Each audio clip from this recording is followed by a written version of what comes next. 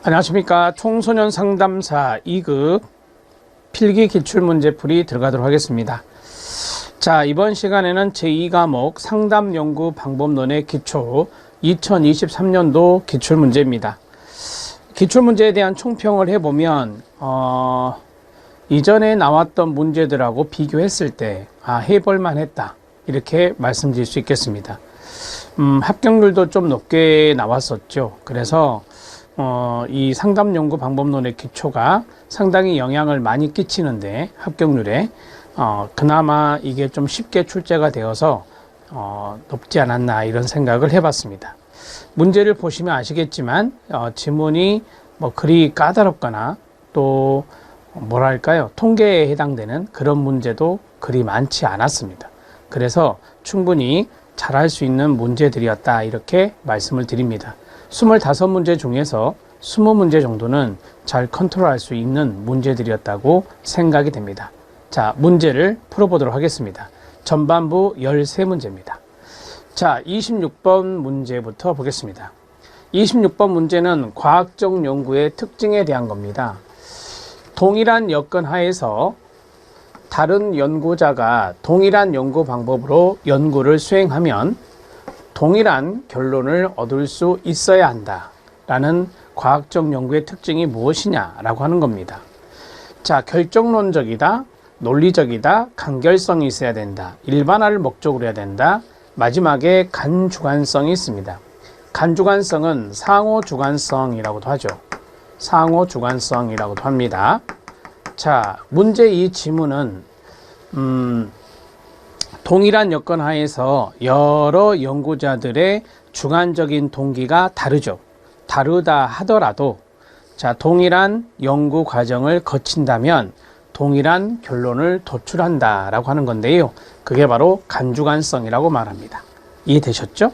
답은 5번이고요. 여러분들이 이제 그 이론 강의도 좀 보실 건데, 이론 강의에서 이 내용을 좀 상세하게 설명해 드렸습니다. 그래서 좀 잘 알아놓으시고, 자, 결정론적이다 라고 했는데, 사회과학적인 측면에서 과학적 연구는 확률적 결정론이다, 이렇게 말을 해요. 그래서 원인이 존재한다 라고 하는 겁니다. 그래서 어떤 현상은 원인이 존재하는데 그 원인은 또 변경될 수도 있죠. 그래서 우리가 확률적 결정론이다, 이렇게 말합니다. 논리적이어야 되고요. 간결성이 있어야 된다. 간결성이라고 하는 것은 우리가 어떤 최소한의 노력으로 최대의 어떤 효과를 가져온다라는 측면으로 생각하시면 되는데, 여러분 해설해 보시면 간결성에 이런 게 있습니다.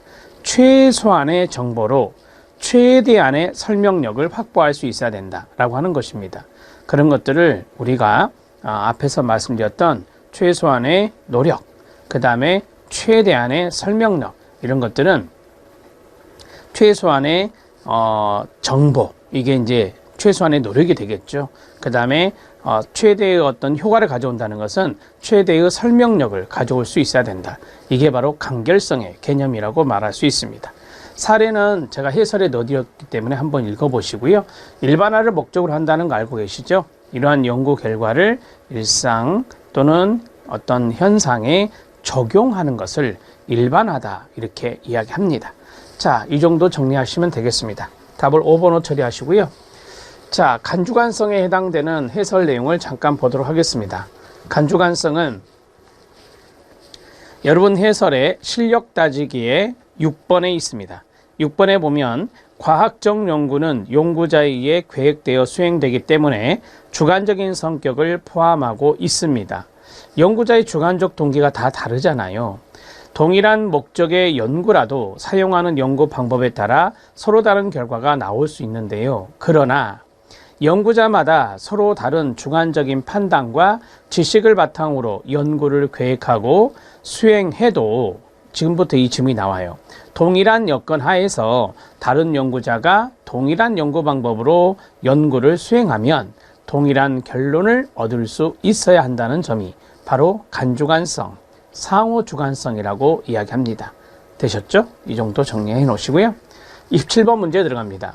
연구 보고서에서 연구 대상은 누구로 하고 자료 수집은 어떻게 하고 측정은 어떻게 하고 이런 것들을 상세히 기술하는 부분이 서론입니까? 이론적 배경입니까? 연구 방법입니까? 연구 결과입니까? 결론 및 논의입니까? 당연히 3번이죠. 연구 방법에 이런 부분들이 많이 들어갑니다. 자, 여러분들은 논문을 써 보셨죠? 기본적으로 석사 논문은 써 보셨을 것 같습니다. 그래서 뭐 연구 방법론의 수업도 당연히 들으셨을 것 같고, 이러한 내용들이 바로 연구 방법에 들어간다라고 보시면 됩니다. 우리 시험에 논문에서 이러한 파트별로 어떤 부분에 대한 설명이 이제 우리 시험 문제 다 있습니다. 논의에 해당되는 것, 그 다음에 서론에 해당되는 것, 그 다음에 본론에서 연구 방법에 해당되는 것이 출제가 됐네요. 이런 것들은 기출문제에 다 녹여 있으니까 여러분들이 나중에 확인하시면 됩니다. 이 문제는 뭐 너무 쉬운 문제죠. 28번 문제 들어갑니다. 과학으로서의 상담학 연구에 관한 설명으로 옳은 것을 모두 고른 것은 입니다. 지문이 3가지가 있는데요. 자, 증거 자료를 확보합니다. 그리고 결론을 도출하는 것 좋죠. 우리가 이제 증거 자료를 확보한다는 것은 대개 양적 연구로 예를 든다면, 양적 연구에서는 아시다시피 그렇죠, 통계 수치가 나옵니다. 그러한 것들이 일종의 증거 자료가 될 것이다, 이렇게 말씀드릴 수 있겠습니다.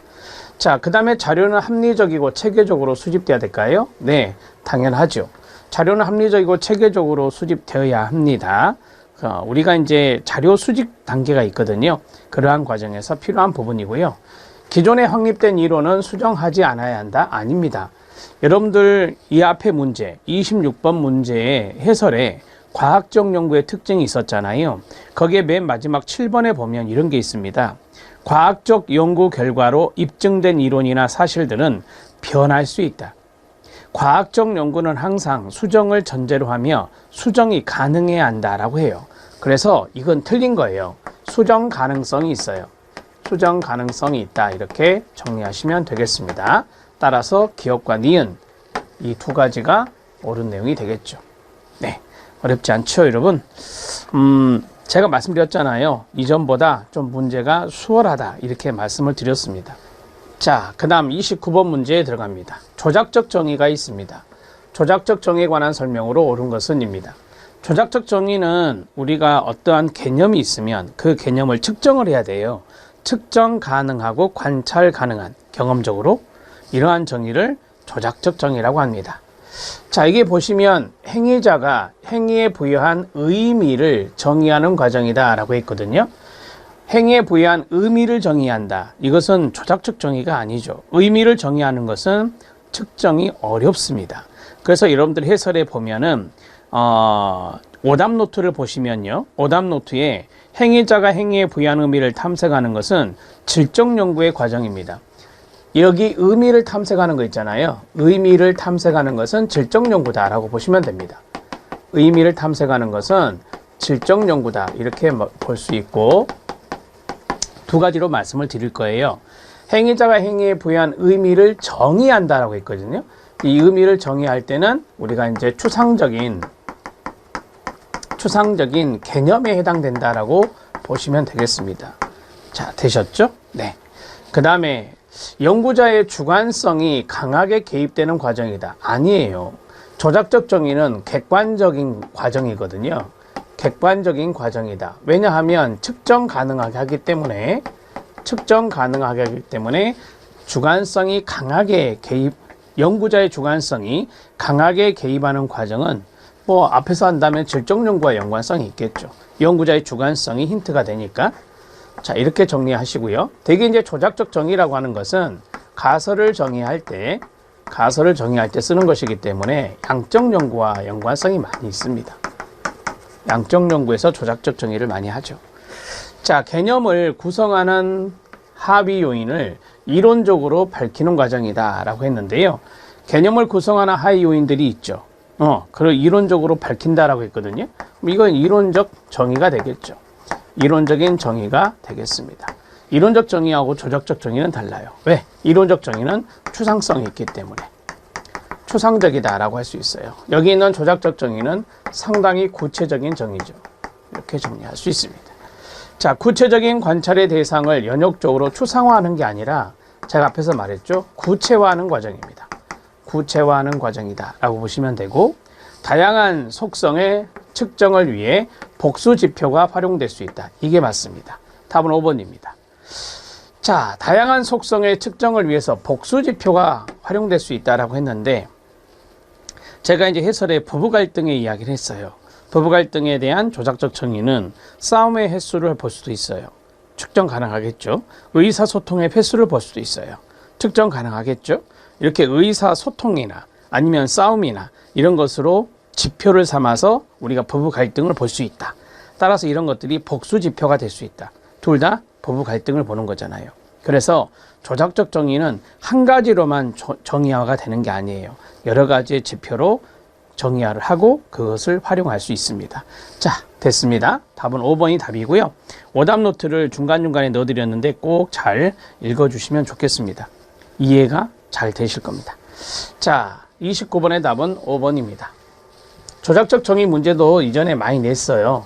그래서 조작적 정의는 양적 연구에서 하는 일종의 우리가 자료, 척도를 만드는 하나의 과정이라고 보시면 돼요. 척도를 만드는 이유는 측정 가능하게 하기 위해서는 측정 도구라고 하는 척도를 만들어야 되는데, 그 척도가 바로 조작적 정의화로 이루어지는 것이고, 가설도 마찬가지예요. 가설도 측정 가능하게 해야 되거든요. 그래서 가설에 있는 그 정의들의 변인들의 그 내용들을 조작적 정의화를 해야 된다라고 말할 수 있습니다. 천재는 우울할 것이다. 천재는 우울할 것이다. 조작적 정의 아닙니다. 가설로 올바르지 않아요. 천재는 지능지수가 높은 사람이죠. 우울증이 있는 사람은 우울지수가 높은 사람이에요. 그래서 지능지수가 높은 사람은 지능지수가 높을수록 그래야 되겠네요. 지능지수가 높을수록 우울증지수가 높을 것이다. 이렇게 해야 측정 가능한 조작적 정의가 되는 겁니다. 그러면은 지능지수를 알아보는 척도를 만들어야 될 것이고, 우울증 지수를 알아보는 척도를 만들어야 되잖아요. 이런 것들이 다 조작적 정의화를 하는 겁니다. 되셨죠? 30번 문제 들어갑니다. 가설 및 가설 설정에 관한 설명으로 옳은 것을 모두 고른 것은입니다. 가설은 이론의 검증을 위해서 수립하는 잠정적 진술이다. 맞죠? 맞죠? 자, 이론의 검증을 위해서 그랬거든요. 그러니까 조작적 정의로 써야 되는 겁니다. 가설은 조작적 정의로 써야 된다라고 하는 거고, 가설의 도출은 기존의 이론이나 새로운 현상의 관찰로부터 이루어진다. 그렇습니다. 이것을 기존의 이론을 선행연구라고 하죠. 선행연구를 읽고 변인을 찾아서 가설을 도출하는 것입니다. 맞습니다. 대립가설은 상호 대립하는 요소를 지닌 모순적 진술이다. 아니고요. 대립가설은 우리가 알고 있는 영가설 있잖아요. 영가설에 대립되는 가설입니다. 영가설에 대립되는 가설, 그것을 우리는 바로 대립가설이다. 이렇게 이야기하죠. 자, 제가 앞에서 말씀드린 것 중에 이런 게 있었습니다. 다른 걸로 해볼게요. 다른 걸로. 어떤 걸로 해보냐면, 폐암이라고 하는 것과 그 다음에 흡연이라고 하는 것, 이 두 가지를 한번 해보면 우리가 관계가 있을 것 같죠? 그래서 폐암과 흡연을 볼 때 폐암의 발병률은 흡연율과 관련이 있을 것이다. 그럼 이거는 상관성을 알아보는 거예요. 이제 금방 그것을 없을 것이다로 바꾸면 어떻게 되죠? 영가설이 되는 거예요. 영가설은 두 개의 관계가 없다든지 차이가 없다든지 그렇게 없을 것이다로 쓰는 게 영가설이거든요. 그러면 영가설의 사례를 한번 들어보면 흡연 발생률하고 흡연 횟수하고 그 다음에 폐암의 발생률을 본다. 수치화 할 수 있어야 되거든요. 그래서 발생률, 횟수 이렇게 하는 거예요. 이 두 가지는 관련이 없을 것이다. 이렇게 들어가잖아요. 그럼 이건 무슨 가설이다? 네, 이게 귀모가설이다. 영가설이다. 이렇게 말할 수 있는 거예요. 그럼 이걸 대립가설로 바꿔보세요. 시작. 흡연 횟수와 폐암 발생률은 시작. 관련이 있을 것이다. 관련이 있을 것이다. 이렇게 해야 이게 연가설에 대립되는 대립가설이 되는 거죠. 제가 대립가설의 사례를 하나 들어드린 겁니다. 이해되셨죠? 그래서 대립가설은 상호 대립되는 요소를 지닌 모순적 진술이다. 이런 거 없어요. 자, 그 다음에 통계적 가설 검증 시. 통계적 가설과 연관성 있는 게 뭐죠? 통계적 가설 검증 시. 이 통계적 가설은 우리가 보통 연구가설이라 합니다. 연구가설. 우리가 통계적으로 검증하고자 하는 것이 있잖아요. 그런 것들이 이제 연구가설을 검증하는 건데요. 연구가설 검증 시 검정 통계량 계산 후에 유의 수준을 선택한다? 아니요. 유의 수준을 사전에 선택해 놓고 틀렸습니다. 유의 수준을 0.01로 하던 0.05로 하던 사전에 결정합니다. 자, 사전에 결정을 먼저 하고 그 다음에 검정 통계량을 계산합니다. 검정 통계량을 계산합니다. 자, 계산하고 그 다음에 말했던 연구가설 이것을 기각할 거니 아니면 이걸 채택할 거니 그렇게 결정하는 겁니다. 자, 유의 수준을 사전에 결정한다. 동그라미 1. 그 다음에 검정 통계량을 계산해서 P값을 보는 거죠. P값을 보는 거예요. 유의 확률이라고 하죠. 유의 확률 P값을 보는 겁니다. P값을 보고 그 다음에 이거를 푼 다음에 연구가설을 기각할 거냐 채택할 거냐 이렇게 정리가 되는 거예요. 자, 그러면 통계적 가설을 할 때 우리가 이제 P값하고 여기를 알파라고 하잖아요. 알파는 0.01 이렇게 정리가 돼요. 그러면은 이 알파 안에 있으면 채택이 되거든요. P값이 알파 안쪽에 있으면 채택이 되고요. P값이 알파 값보다 커버리잖아요. 그러면 기각이 된다. 이렇게 정리할 수 있겠습니다. 되셨죠? 리을도 틀렸습니다. 그래서 답은 기억과 니은 2번이 답이 된다. 이렇게 정리할 수 있겠습니다.